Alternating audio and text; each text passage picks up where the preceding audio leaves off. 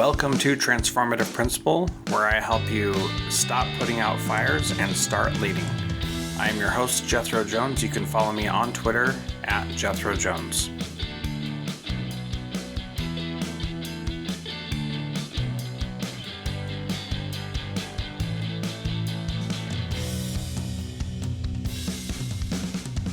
Welcome to Transformative Principle. Last week I did my handoff episode with Mike, and then the next day I defended my dissertation, and then I recorded it, of course, because I'm a nerd, and I thought it'd be great to put it out here on my podcast. So I hope you enjoy this. Thank you so much for listening to Transformative Principle for all these years. What you're going to hear first is Tom Herr, the dissertation committee chair. He's going to share a little bit about the process and what it's going to look like. And then I'm going to do the presentation, and then there's going to be some question answers, some comments, and conversation at the end. So I just want to say thank you for listening. Thank you for being part of Transformative Principle, and what a huge accomplishment to finally finish this dissertation. And I so appreciate everybody who's listened and been a guest on the show, who's helped me get to this point. So I'll turn it over here to Tom. Thank you so much. So let me go ahead and officially welcome everybody and kind of give you the plan for what's going to happen today. As you know, you're here for Jethro's dissertation defense on his EDD, and we're excited to have all of you here. What will happen is, in a minute, I will ask the committee, I'll ask Jethro to give you a paragraph about himself, and then the committee members, and then he will go ahead and proceed with a PowerPoint he's prepared that does two things. One is it depicts his study, what he is researching, what he's learned, and it also shows scholastically from where he drew his data. So it's a good academic piece. After he finishes that, then the committee will ask questions or make comments. And you should know right now, we may not do a whole lot of that because we've done time with Jethro before. Sounds like a prison sentence. We've done time with Jethro before. We met with him last week for a practice run, so we're all comfortable. So it may be that we don't have anything new. In any case, after we are finished, then I'm simply going to say, does anybody in the audience have any questions, have any comments, and we'll throw it open. Once that all happens, then Jethro will thank everybody who's a guest for attending, and you all will leave. And then the three of us, Dr. Berberich, Dr. Beer, and I, will meet in a little room and we'll talk about what happens next. There are a few options. One would be, who is this guy? This is terrible. What is this? It doesn't work. That's not going to happen. The other one could be, this is perfect. We'll see him in May. It's finished. That's not going to happen either. What's likely to happen is, Jethro, this is really good work. We know that already. And here's some things we want you to play with and refine and move forward. But we're really excited about it. And then we'll bring back in, tell him that, and then we'll be finished. So before I go any further and ask for the committee to identify themselves, Belinda, Mindy, did I say that correctly? Anything you'd like to add? No, I think that was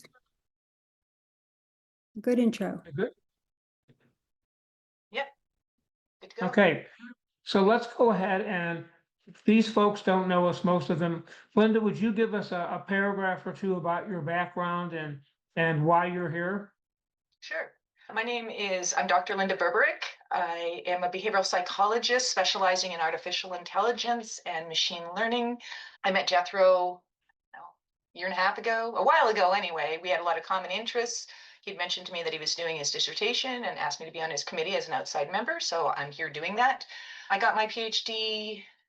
I finished it in 94, defended it in 2000 on generative instruction, so a specific type of machine learning. And I've been working in the industry ever since, well, even before that, right? So I've got over 40 years experience working in high tech, and I'm really excited to see Jethro defend because he's doing really good work and he's adding a significant contribution to the field. Hi, my name's Mindy Beer. I'm sorry, am I getting feedback? Okay.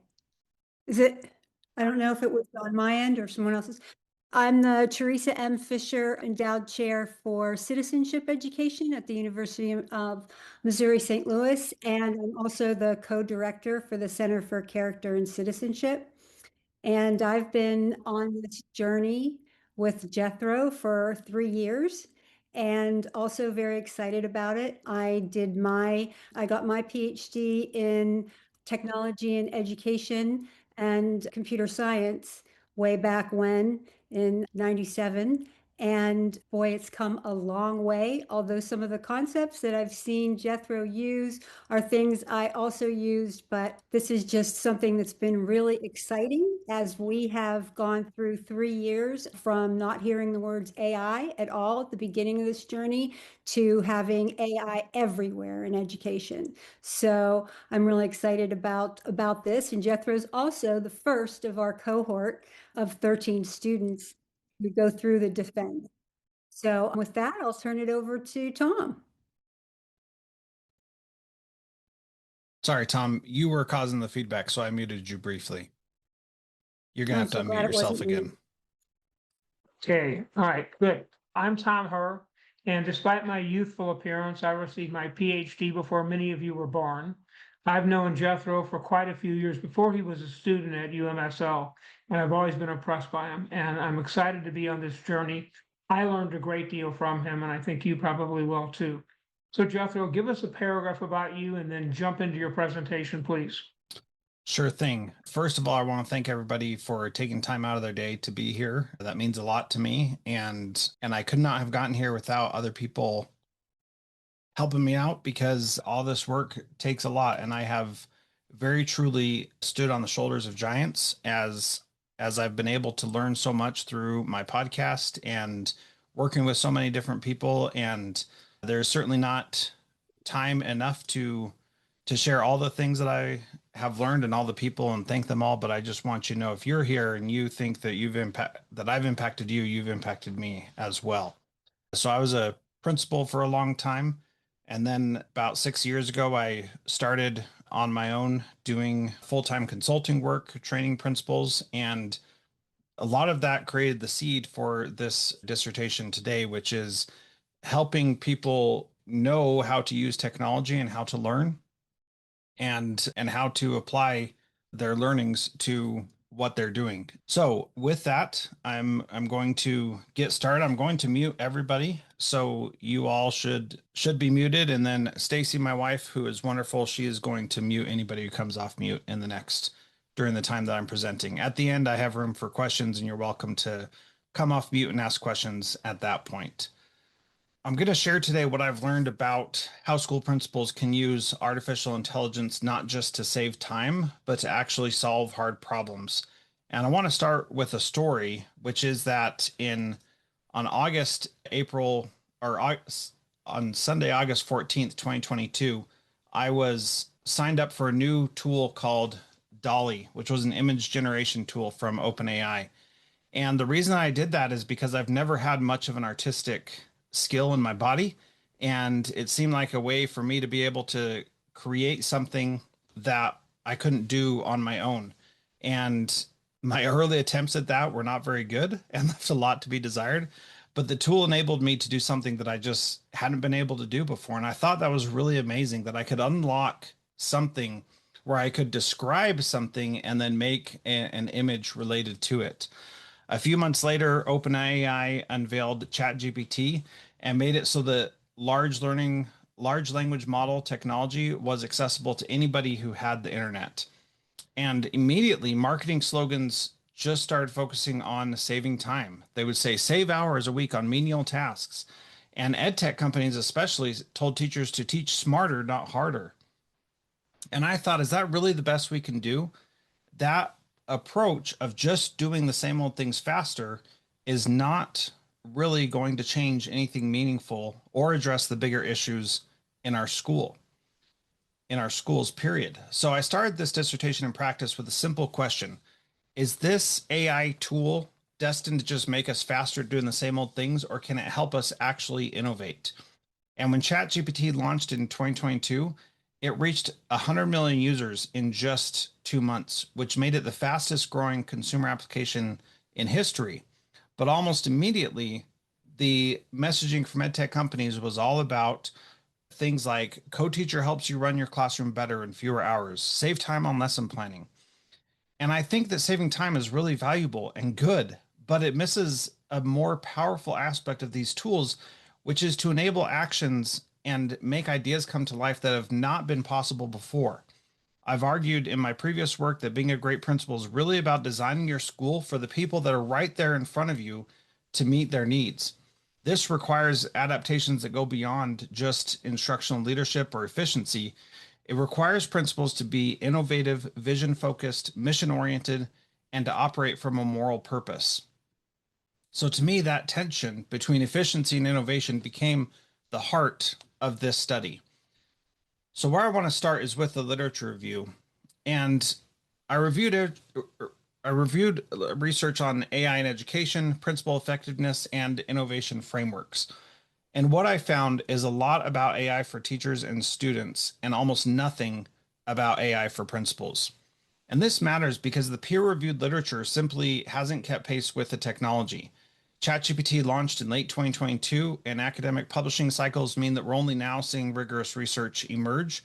Mariano and Neuraleaf conducted a literature review of 66 articles published between 2020 and 2024. Note that halfway through that is when ChatGPT was released, and they focused on AI's role in transforming learning environments, and none of the sources they used related directly to principal leadership.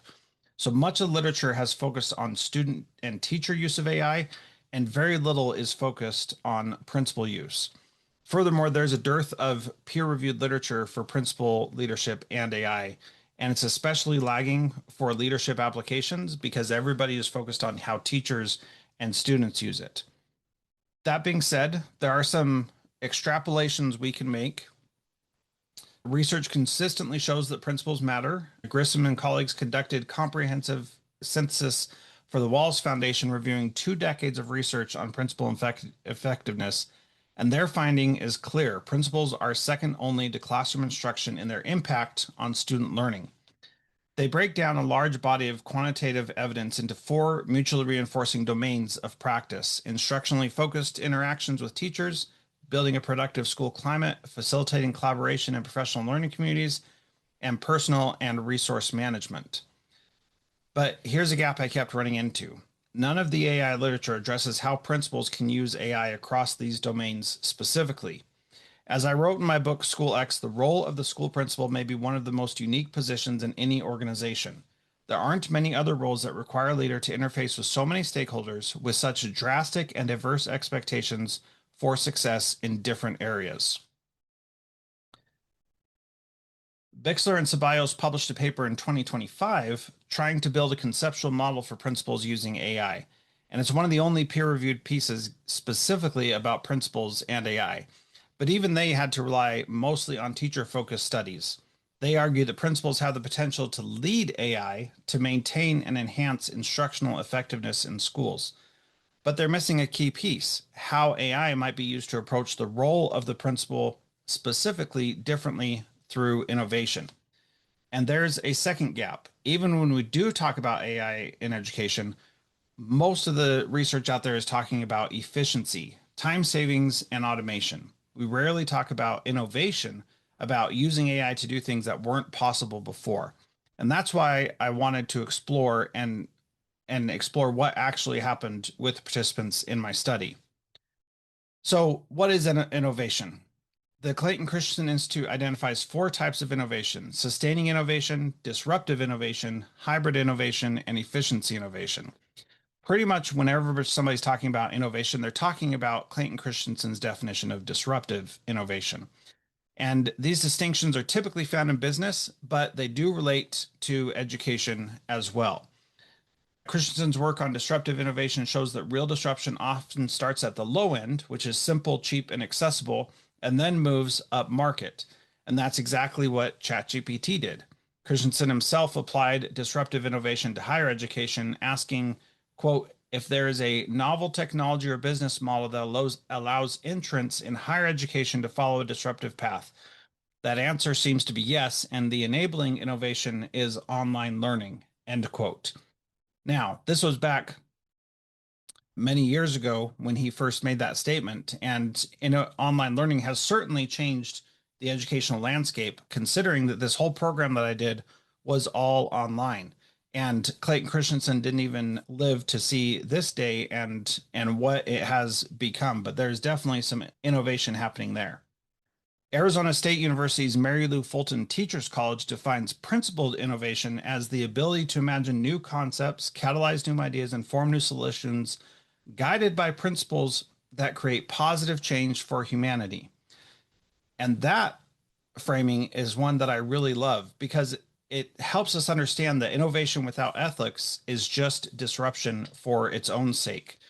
And I'm not about disruption for its own sake. I'm about improving things that create positive change for humanity. James Besson's research on automation shows that technology typically doesn't eliminate jobs, but it transforms them. And that's the kind of innovation that I'm interested in for principles. Let me talk a little bit more about Besson. This is one of my favorite examples from the research, and I think this directly applicable to education. There's a lot of hand-wringing about AI taking over jobs, and I have even said that if a computer can teach students how to read, for example, better than a human can, why wouldn't we turn that over to them? Well, the obvious answer is that humans provide something that machines don't. Besson talked about the banking industry, and the innovation of ATMs decreased the need for tellers per branch, but increased their reach as banks open more branches. He says, quote, thanks to the ATM, the number of tellers required to operate a branch office in the average urban market fell from 20 to 13 between 1988 and 2004, end quote. But that cost reduction allowed banks to open more branches, and the number of banks in urban areas increased by 43%. The nature of their work changed. Tellers went from being cash dispensers, a task the ATM could do, to being part of a relationship banking team who could sell financial services. We can and should expect the role of a teacher and principal to change in a similar way. Just as a principal used to be viewed as a disciplinarian manager, but is now seen as an instructional leader, their role will evolve again. The question is whether we're intentional about that change and whether or not it brings about positive change for humanity. Here's the core tension of this dissertation. In June 2025, researchers published a paper called Your Brain on ChatGPT, Accumulation of Cognitive Debt when Using an AI Assistant for Essay Writing Task. They studied 54 participants in 3 groups who authored essays, one group using just their brains, one using brains plus search engines, and one relying on an LLM. The group who relied on the LLM showed decreased cognitive load as shown in their alpha band connectivity. The researchers defined cognitive debt as a condition in which repeated reliance on external systems like LLMs replaces the effortful cognitive processes required for independent thinking. But I saw something different. I created a new term called cognitive equity, which is the opposite of debt, not the other kind of equity we often talk of, to clarify a different perspective. Much like using assistive communication devices for a nonverbal person expands their ability to communicate, cognitive equity is the situation where someone who is burdened by a cognitive load offloads that to an AI that will then help them perform tasks they couldn't do otherwise. Here's another way to think of it. If you are reliant upon AI when you don't need it, then it creates debt. But when you rely on it when you do need it, then it can create equity. So what is this cognitive equity? In a paper I wrote last year, I defined it as using AI as a tool that expands a user's cognitive capacity to address complex problems and lead adaptive change. Let me illustrate with an example. If someone is capable of a task and they don't use the muscles required for the task, it can be damaging. That's cognitive debt. But if someone doesn't have the skills necessary for a task and they use the tools to bring their skills up to that level, then the use of that tool is meaningful and worthwhile. That's cognitive equity. AI can serve as what Liz Wiseman calls a multiplier, giving people skills they did not previously have, and enabling them to create solutions to problems they never thought possible. In her framework, multiplier leaders, quote, liberate people from the oppressive forces, end quote, in bureaucratic settings and help people be their best. This connects to the framing of assistive versus replacement technology. When we use AI for efficiency, we're often replacing human cognition and letting the human think for us.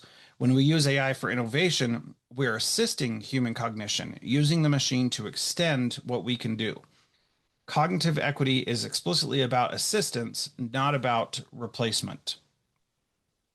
So let's get on the same page about what AI actually is. Artificial intelligence, which right now is mostly a marketing term, is broadly defined as the development of computer systems that can perform tasks which would typically require human intelligence. While it seems that AI is new, it actually originated in the 60s with the development of the computer. Machine learning is a subfield of AI focusing on pattern recognition and data.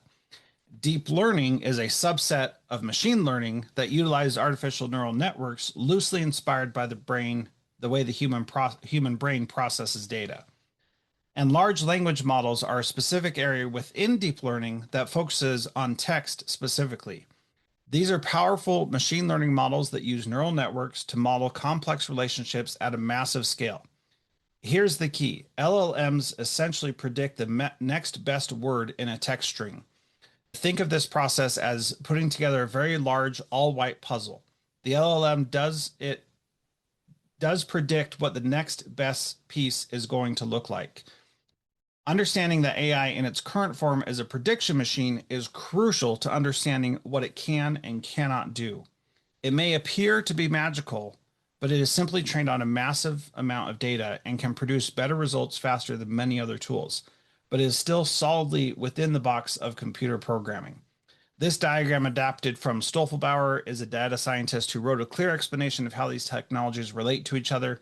I definitely suggest you check it out if you are interested in learning more about that. Going into more details beyond the scope of this dissertation in practice, which I will probably say about 100 more times throughout this conversation. In 2024, Michael Fullen and his colleagues published a paper, which is, again, one of the few peer-reviewed pieces specifically about AI and school leadership. Their assessment is very direct. AI has crossed a threshold and it's not a novelty anymore. It's not something we can wait and see about. They write that AI has, quote, transitioned from a mere toy tool to a disruptive innovation, end quote. That language matters. A toy is something you play with. A disruptive innovation is something that changes industries. They also emphasize that, quote, school leaders need to create a long-term vision for integrating this technology into their schools in a careful but principled way. Despite the allure and promise of this brave new AI, Gen AI world, school leaders must always put the learning needs of children and young people first. And I quoted that because that is an important piece that we have to remember, that educating our students is the priority in our jobs. The question for principals is not whether to engage with AI, but how. Will we use that disruption for efficiency, doing old things faster, or for innovation, doing new things that matter? I would say that we should not just do the wrong things faster, the old things faster, just because we've always done them. Education has a pattern, and I don't think that it's a good one. We adopt a new technology, we use it to do the old things faster, and then we wonder why nothing changes. AI startup companies quickly seized on the monetary potential involved in promising to make life easier for principals and teachers. While saving time is great and necessary, it misses the larger point of these tools, which should enable actions and enliven ideas that have never before been possible. It can be a disruptive technology in schools, but many school leaders are treating it solely as an efficiency innovation. This prevents leaders from embracing the change that can come when educators are able to create something that they never thought they could before. AI gives us a chance to break that pattern if we're intentional about it. The innovation imperative is this. Don't just ask, how can AI make us faster? Ask, what can AI help us do that we couldn't do before? Everett Rogers created the diffusion of innovation theory in the early 70s, if I remember my dates correctly. The modern understanding shows a bell curve like this one here with different groups occupying different roles: innovators, early adopters, early majority, late majority, laggards, and non-adopters. There is a chasm between the early adopters and early majority, and a similar chasm between the late majority and the laggards. These chasms are particularly important because they constitute opportunities for disruptive innovation. We can assume that about 2.5% of the school leader population was using AI before ChatGPT was released. These were the innovators. They were the people who jumped on the beta version as soon as it came out. And as an innovator myself, I saw enormous potential in ChatGPT and other AI tools, and had actually been using them before they were broadly available to the public. The first book I wrote was in 2012 called Paperless Principal, about using these types of tools to automate the work that I was doing as a principal so I could have more time to focus on the needs of the students that I was working with. This orange part of this diffusion of innovation curve is where I wanted to focus. And I added a design linking layer for the innovators and early adopters. The goal of my intervention was to help principals move from early awareness of AI to actually using it to solve real problems in their schools, not just understanding it, but application. As the 11 principals attending my presentation were all innovators in Wyoming, I wanted them using the AI for what I would call the right things, being innovative and not just saving time. These are the three questions that guided my study, and they're intentionally sequenced. The first question asks, as a result of the AI for Innovation training, do principals report understanding how AI works better than they did before? The second question asks, as a result of the training, do principals report being able to apply AI strategies to use AI for innovation in their schools? And the third question asks, what supports are needed and what barriers arise when leaders employ AI as a change agent to create innovative solutions? The first two are really about learning. Is the message hitting? And the third is about reality. What actually gets in the way and what actually helps? So let me describe the intervention that I did, which was a full day workshop in Wyoming to principals in connection with their principal conference for the association that year. So I officially started teaching how to use automations and machine learning in a school setting in 2007 as a teacher with what I called Techno Thursdays to staff in my building that were there to learn how to use technology better. Then in 2012, I wrote my first book, Paperless Principal, and I learned something very important back then. Educators love to collect tools and shortcuts, thinking they will use them someday. I once ran an experiment at a principal's conference and offered a session called 50 Tools in 50 Minutes for Busy Administrators. And it was my best attended session that year. But it had the smallest amount of impact because people just collected tools like they were badges and didn't do anything with them. In 2018, as a principal, I started a new strategy where I focused on giving people time to think deeply about a problem before giving them any tools to solve it. This helped tremendously. So I designed this AI for Innovation presentation around asking attendees to first identify a problem before using AI to generate innovative solutions. This approach is key because when presentations are tool focused, you use that tool. But when the presentation is problem or solution focused, use whatever tool makes sense in the moment. So I created this visual to illustrate what that looks like. The key is finding the sweet spot. Problems that are hard enough to matter, but tractable enough to make progress on in a day or whatever the length of the training is. As complexity and meaning rises, a person becomes hungrier for a solution and is willing to do more to achieve it. But if the problem is too big, like how do we end homelessness for our students, people quickly become disheartened because the problem really is huge and multifaceted and they feel like they can't solve it on their own. On the other hand, solutions should be simple. There's a sweet spot where people are willing to take a second and third stab at something, and this is where AI solutions can both be good enough and simple enough that principals could actually implement them for meaningful change. My guidance was that the chosen problem could not be solved in 30 seconds with AI. That would indicate it wasn't a wicked enough problem, but also couldn't require multiple stakeholders for any workable solution. That would be too wicked. The way to find the sweet spot is to think about it, talk about it, think some more, and talk some more. This diagram is my original work based on years of facilitating this kind of design work. 10 principals and one teacher gave up a Saturday in Wyoming to learn about AI. The participants self-selected to attend this AI for Innovation training, conducted in partnership with the Wyoming Association of Secondary School Principals at their annual event on November 1st, 2025 in Casper, Wyoming. That they gave up personal time matters. These were people already leaning into change. They're innovators in Rogers' framework, and their willingness to give up personal time and lean into a topic suggests they were more open to change and experimentation than the average principal, which, of course, is a limitation on transferability. but also shows what's possible with motivated participants. They were also a perfect group of people to see AI as a disruptive innovation rather than just an efficiency innovation. And I really wanted to help them see how to use it in this new way that was not just about saving time. I use a retrospective pretest design to assess their growth. In traditional pretests administered before an experience, people often overestimate their knowledge. They don't know what they don't know yet. Also, learning something new changes how they perceive their level of understanding. This is called a response shift bias. A retrospective pretest solves both of these problems by having participants rate both before and after at the same time after the training, and they're using the same frame of reference for both ratings. The retrospective pretest has been shown as an effective way to measure self-reported learning in educational environments across many studies. There are risks, however, demand characteristics where participants want to please the facilitator, implicit theories of change, and memory-related biases like hindsight bias.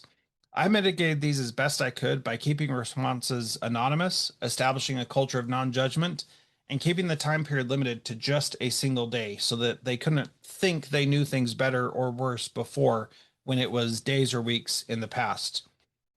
For qualitative coding, I used AI assisted coding by Atlas TI as a support for my own analysis.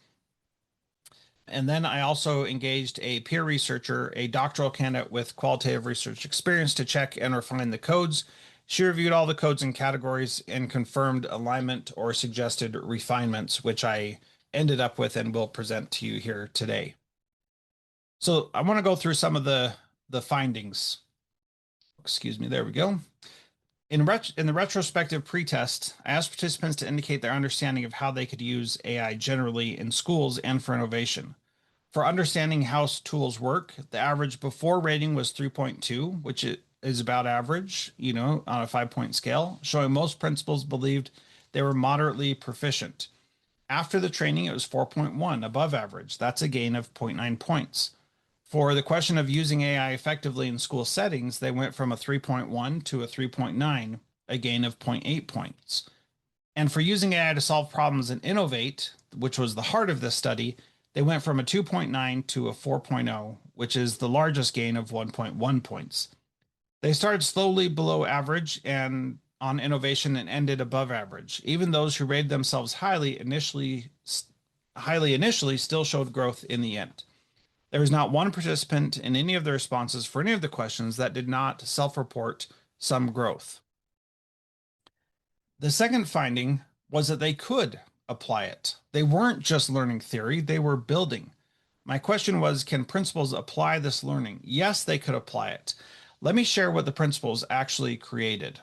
One principal wanted to help high school students reflect on their interests. They created a 1-month curiosity tracker tool. Another wanted to address students' emotional and mental state. They proposed an app that prompts students to complete check-ins about their mental health. Multiple participants wanted to improve digital citizenship. They designed games where students could progress through levels to learn these concepts. One participant captured it perfectly. You used to have to depend on whatever vendor can sell you in an app, and you have to live with compromises. Well, if you know what you want, you can build it yourself. The tools that we used were varied, and because we were focused on a problem, they were able to find the tool that matched the solution that they were trying to build. Whereas if I went into this training and said, we're going to learn how to use ChatGPT, for example, then they would learn how to use ChatGPT specifically and then have to figure out the problems. This was an intentional design decision to help them use whatever tools would be necessary. So we used Replit, Zapier, Google Forms, Claude Code, Manus, and ChatGPT, and probably a couple others that I don't even know about because they were able to find solutions on their own as well. The third finding was about barriers. When I asked what would get in the way of continued AI use, 3 themes dominated. I call them the 3 T's: time, training, and treasure. Time was the biggest barrier, which I'm sure is not a surprise to anybody who works with educators. Respondents noted lack of time for learning, implementing, and practicing with AI. In my experience, this is the #1 reason people are excited about using AI for efficiency, because they get to save such a scarce resource, which I totally understand.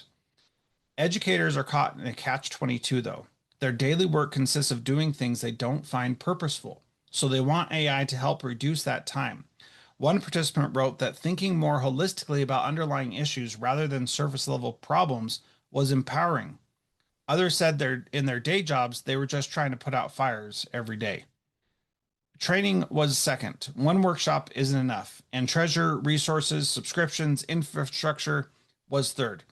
If principals truly use AI in innovative ways, they must start by identifying and abandoning unimportant tasks in favor of meaningful efforts. The fourth finding is about supports needed. The supports participants said they needed are almost the mirror image of their barriers. What they needed most was professional development, training, or hands-on time. But here's what strikes me. There's a perceived need for someone to teach them. Schools have created an attitude of dependency on teachers to teach us things. One participant, Beth, said, "I'm good creatively, I'm not good technologically. So let's sit together and we're better." I see a problem with this. Principals mistakenly believe the only way to learn is by an expert teaching them. I was brought in from Washington to Wyoming as the expert, but I didn't gain my knowledge from experts myself. I learned by experimenting and trying new things myself. AI has been trained on the content of the internet, where there are many tutorials on all kinds of things. AI can eliminate the need for a teacher to be the fountain of knowledge as we currently see them. Instead, we should work towards systems that make experts a compass, constantly reminding learners of their North Star and helping them find their way back to it. This was my role in the training. Whenever they wanted to just be more efficient, I had to remind them that our purpose was to create cognitive equity for ourselves, which means doing things that were not possible previously. One principal initially wanted to solve student misuse of technology by composing an email about why it was problematic. Sure, AI can do that, but would that actually solve the problem? Of course not. Nobody even reads emails. With coaching, he ended up creating a game for students to learn about digital citizenship in an interesting way.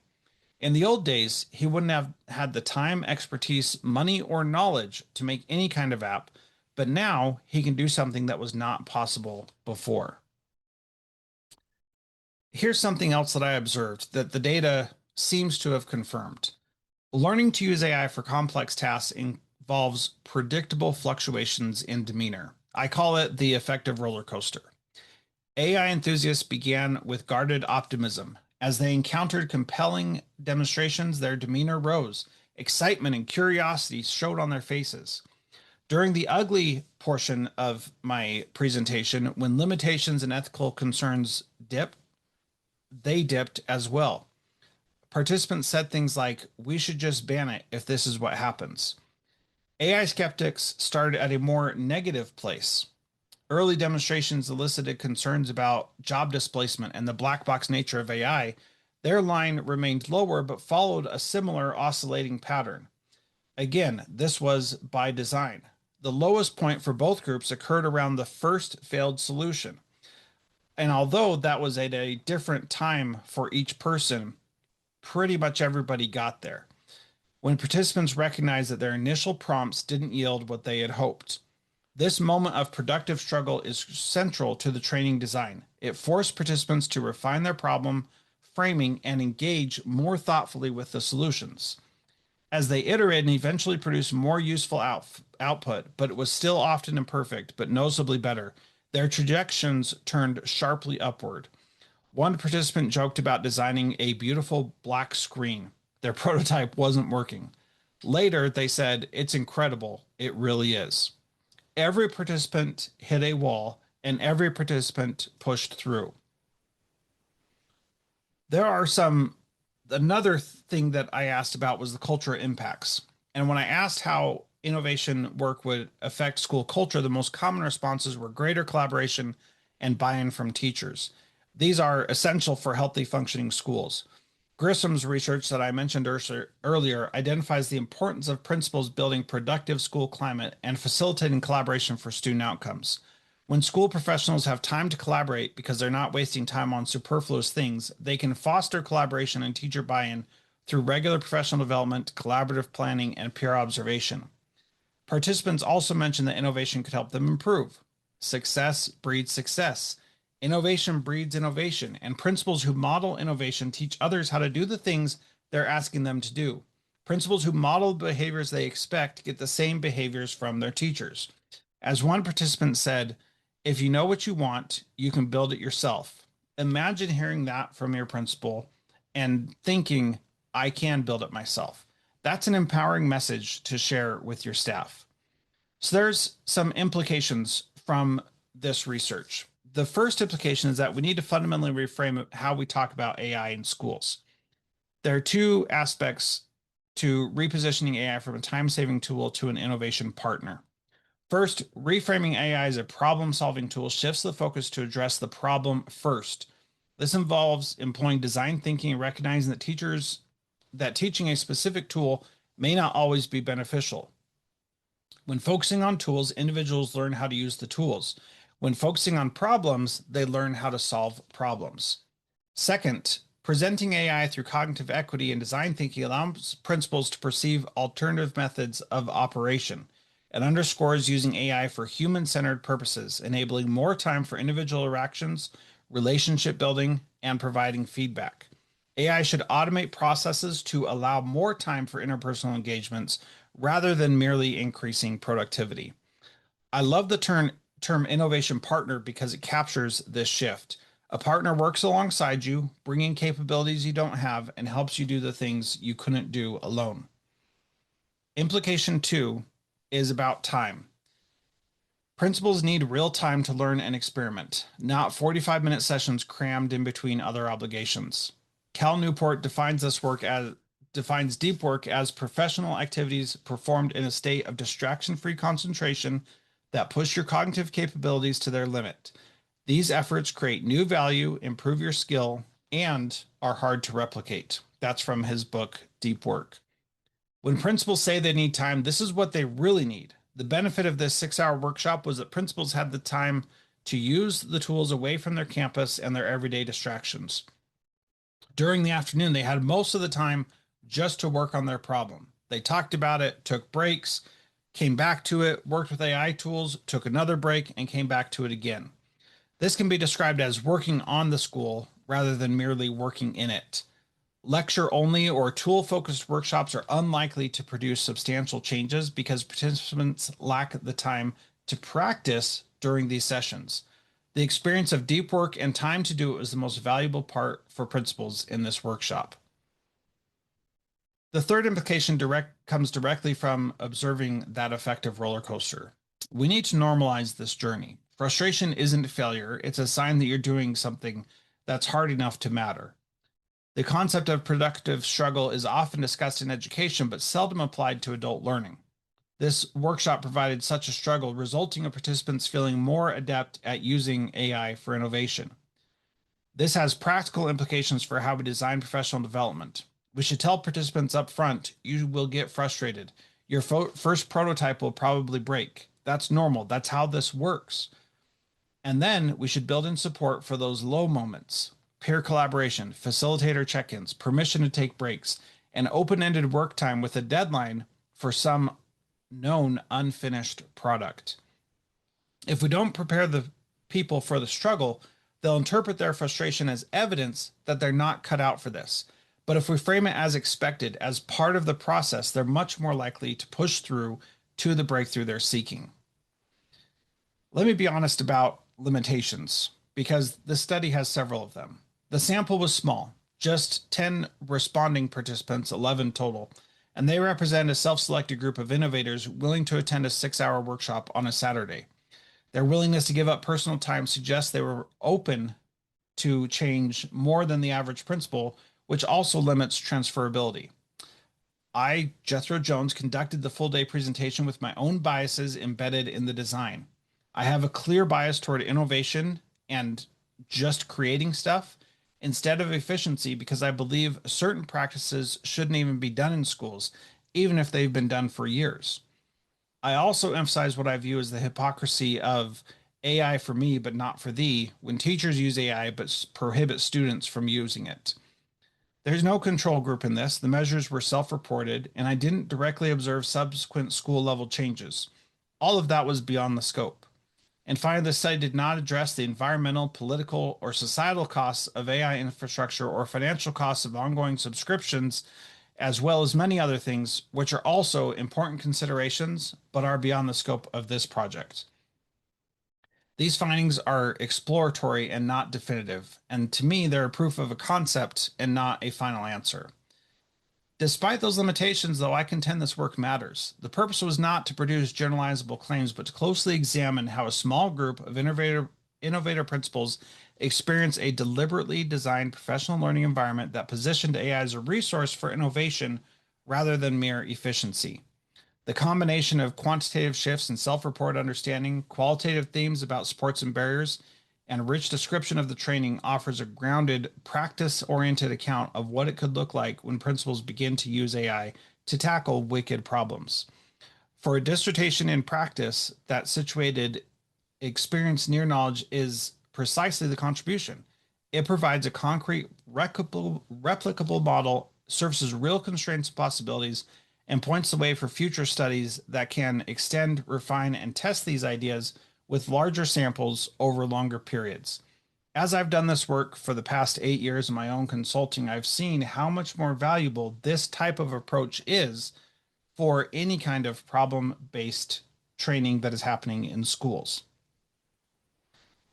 Based on this, I do have 5 recommendations. First, we should design professional development that is sustained and not one-shot workshops. Single PD sessions are insufficient and follow-up is crucial. A subsequent session with this group is scheduled for 1 year after the initial training. Second, focus professional development on authentic problems, not on AI tools in the abstract. When focusing on problems, principals learn how to solve their problems. This was evident in participants' projects, which included various tools, some which were not initially suggested by me. That's a lot more scary for the presenter, by the way, when you go in without knowing the exact answer. I didn't include that in here, but that's a good point to make that I keep thinking of. Third, we should integrate AI leadership into principal preparation programs now. Our university programs are probably behind. We're preparing principals for a world that's changing faster than our curriculum is. Fourth, provide protected time for experimentation. Deep work requires protected space.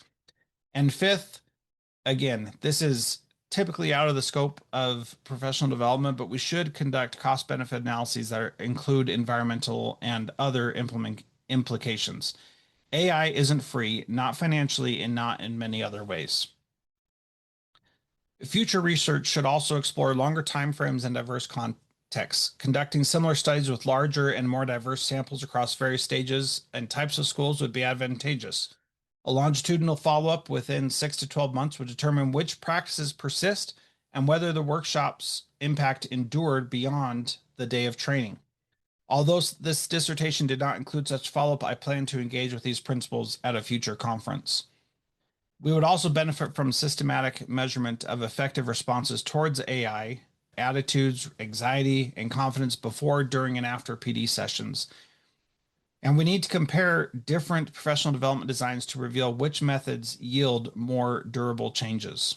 However, one of my goals for this training with innovators was to help them see how they could use AI differently, and they would hopefully take some of those lessons back to their schools and communities and suggest using AI for innovation instead of just efficiency when the conversation comes up.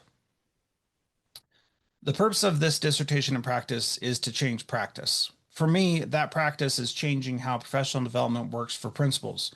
There's a plethora of research that says PD should be job embedded and focused on the real challenges principals face. If I had to distill this entire dissertation in practice to 2 sentences, here's what I'd say. Focus on problems, not tools, and give time for deep work. The tool is secondary. The problem is primary. Start with what you're trying to solve and then find the tool that helps. Real learning, especially learning that involves creativity and problem solving, requires sustained attention, and we can't shortcut this. AI won't do that for us either. I believe 2 critical issues are often overlooked in professional development: focusing on solving problems rather than merely teaching tools, and providing sufficient time during workshops for human-centered approaches to real issues. AI will keep evolving faster than we can track. In the time since I started this project, OpenAI has released ChatGPT 5, 5.1, 5.2, and after my presentation, my practice presentation last week, they released ChatGPT 5.3. The pace of change is remarkable. Every day I wrote this, there is more to add.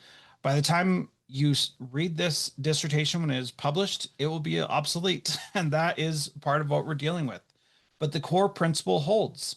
Individuals are leveraging AI primarily for efficiency rather than innovation, focusing on expediting tasks without questioning the necessity of such tasks.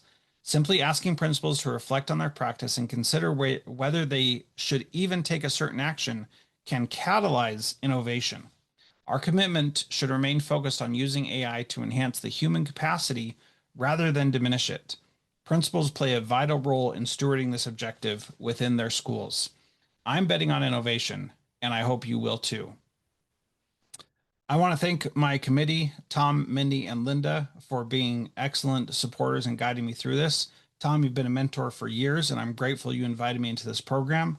Mindy, your methodological guidance was invaluable, and your gargantuan efforts that helped me and my cohort through this process that have all been behind the scenes have been amazing. And Linda, you pushed my thinking in ways that I didn't expect and helped me to see the technology with clearer eyes. I also want to thank the Wyoming principals who gave up their Saturday to participate in the study.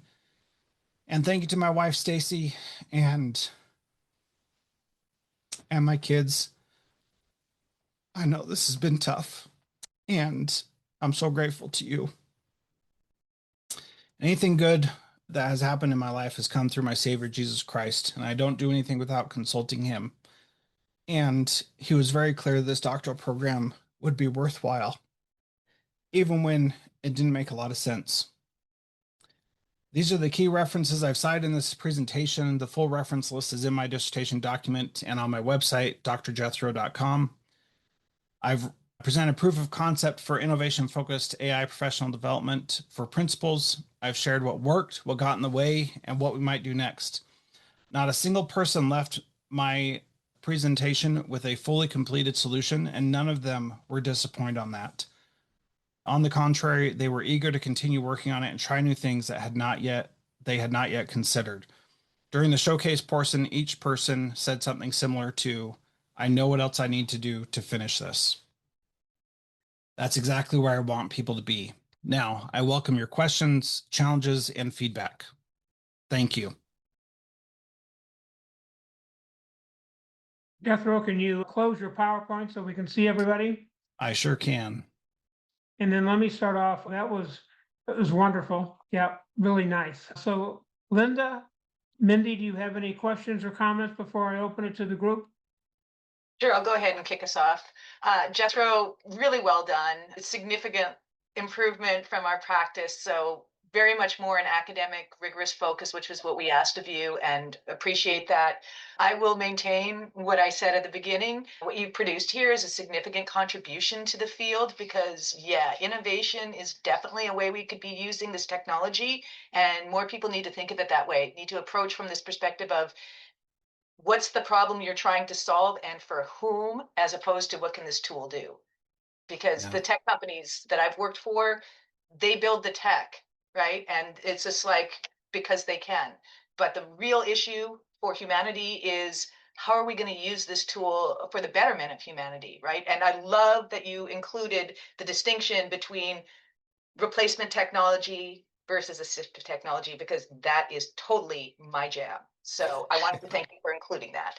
Yes, you have inspired me greatly in that arena. Thank you. Cool. Thank you, Linda. Mindy? You're muted. I just thought it was a wonderful presentation, and God, I want to have a whole conversation with you about so many of these things. But the key that I think is that what you discovered and what you found and the implications go beyond the technology. So I really do believe that even though AI is progressing faster than any of us can, certainly than we could publish it, that your findings and your insights are really valuable to education and the way that you have boiled it down to your two major insights, I think are really contribute to the field. And I'd like to know how you are going to, just knowing how good you are at dissemination, how you are planning on beating that publication bias that we have that takes so long. What are you going to do with this next?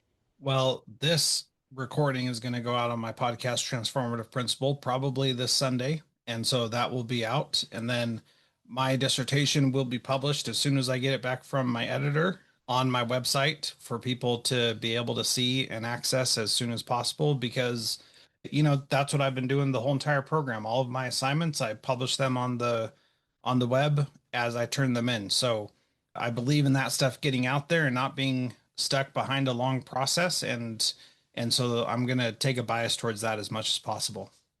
Well, Jethro, I'd like to invite you to present to my class of 22 2 weeks from now. So You got it.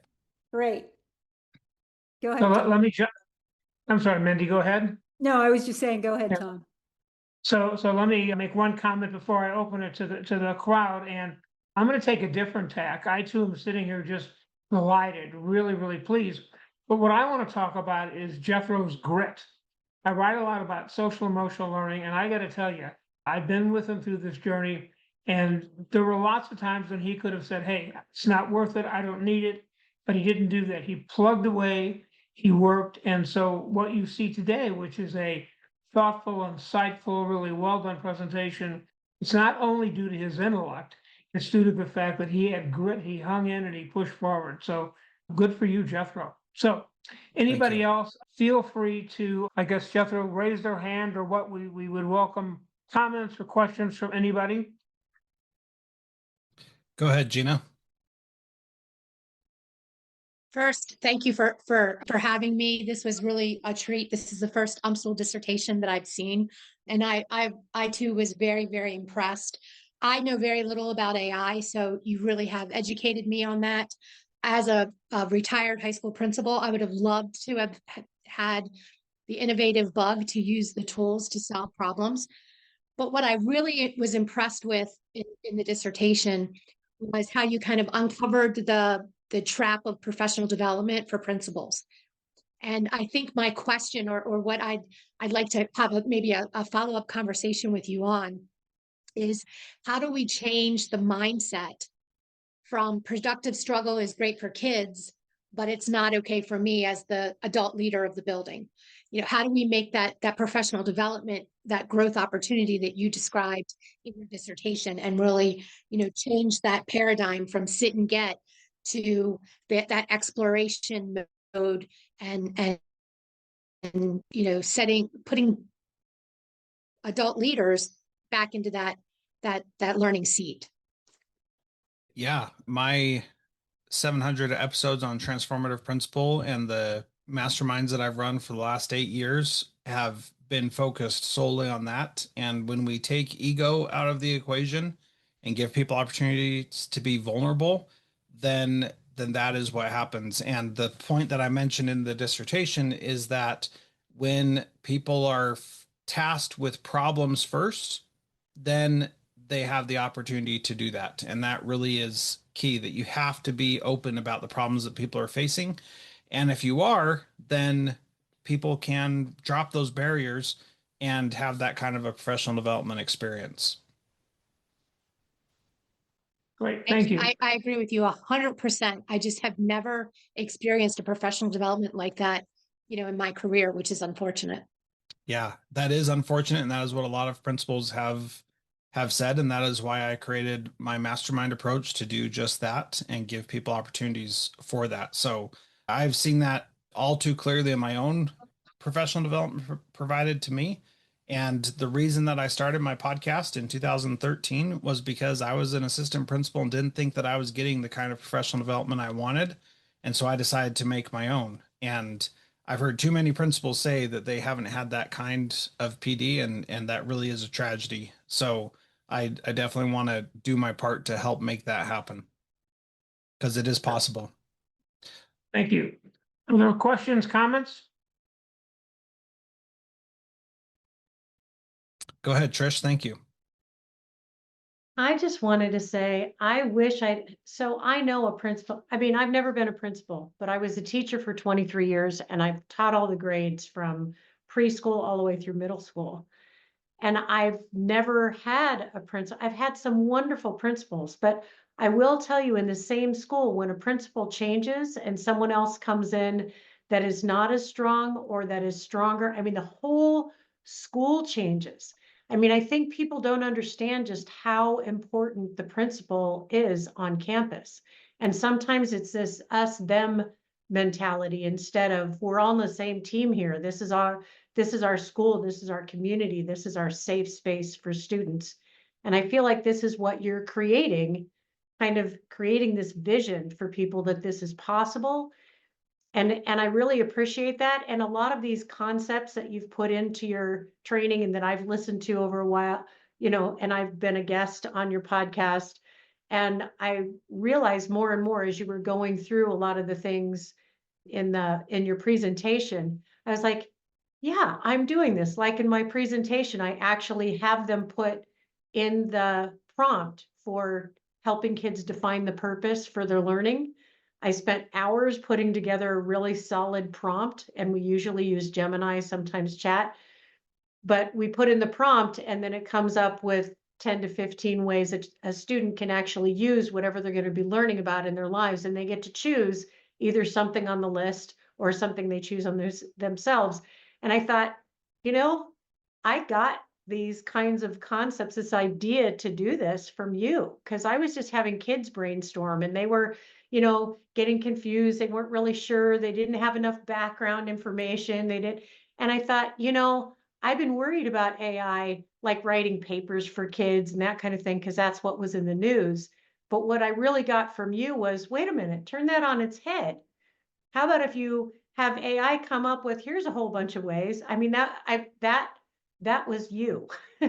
So I just wanted to acknowledge what you're doing, because I don't know if you've listened to his episodes on transformative principal, but they're really helpful. And now I'm consulting with principals and working with teachers on this project thing that I'm doing.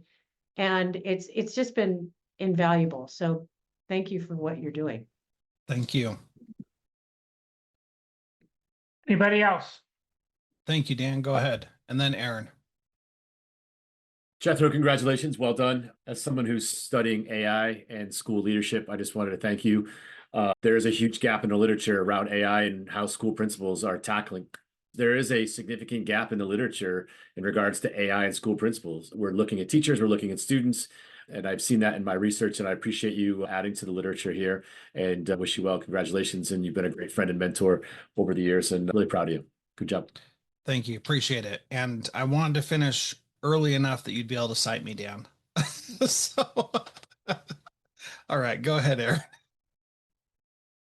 Thanks, Jethro. Yeah, I just want to say very well done. I'm impressed at how this has come together. I've seen different parts of it throughout the stages, but this is a really cool experience to see this version today. And wanted to comment on the marketing part. We all know that's true, but I mean, there was literally a Super Bowl commercial that somebody paid millions of dollars for yesterday that said, use our AI tool, take the day off. And as someone who's been working with AI in education, that's always people like, it could just write my emails, and it's turning what I already did into an automated thing. And I've met very few people who approach it like you, who say, but should you even be doing that? Like, you're applying an amazing potential thing to just do more of what you already did. And I know that can be hard to get people who want to hear that message, because they always say, well, what would that even look like? How do I reimagine things? But to encourage you as both a friend, someone who's learned from you a lot, and someone who's also in education, like, we need more people who have that framework of reimagine things. Don't just spin the hamster wheel you're already on faster, because that's 99% of the messaging and the products and the application of it that I see. Yeah, I appreciate that. Thank you. Go ahead, Linda. Yeah, I just want to throw one more thing in there too, because I mean, the approach that you've taken was actually the same approach that I took, but with children, like aged 14 to 17 back in 2019. So this whole focus on what is the problem you're trying to solve is it. What I love is that you're introducing it to principals, because again, as I believe it was Gina had said, the principal is, it changes the whole dynamic and tone of the school. And if you start there, then it can encourage the trickle down, because kids are already, especially, digital natives are already going to be wanting to get in and use the tools how they want to use them. It's the adults that have lost that feel that they need to be taught by someone. I mean, Jethro, you went out and just played around. I go out and just play around. But a lot of teachers, because of their profession and time and other things, just, tell me, show me. Whereas now you're opening up this whole new field of possibilities, because the assistive aspect of technology is the thing. And if you think this is cool, wait till you see what's coming out in my newsletter tomorrow in terms of how you can expand your senses, because that's where I'm focusing now. People who can't see, people who can't hear, and even people who can, you don't see like other animals can see, because we don't even think about that, right? So I love Aaron touched on it, and your emphasis is completely here. How do we extend the capabilities that we already have, as opposed to just automate things that we can easily do? Because especially if you consider the environmental ramifications of using this technology, do you really want to, waste all that water just to write an email for you? Or can you justify the use because of what you're creating? And that's the question that we need to have, again, beyond the scope of your dissertation, but we do need to ask that question. And that's the research that I like to see going ahead for those of you who are doing more research. I want to see systematic replications. I want to see the application and transfer of training, like you had and you mentioned this already, Jethro, so I'm just repeating things that you'd already said. But I also want people to imagine how assistive technology extends the facilities and abilities of the user, instead of just relying on, this is the tech that the company pushed out to me. Now you are empowered to envision and build your own prototypes. And if you don't have the technical skills to take it from prototype to MVP, then work with people who can, because that's what I see as the great equity piece here, is that, I learned how to code when I was 14, but now anybody can do the things as long as you have the imagination for it. So that's the big piece. And I want to challenge all of you to start thinking that way about tech.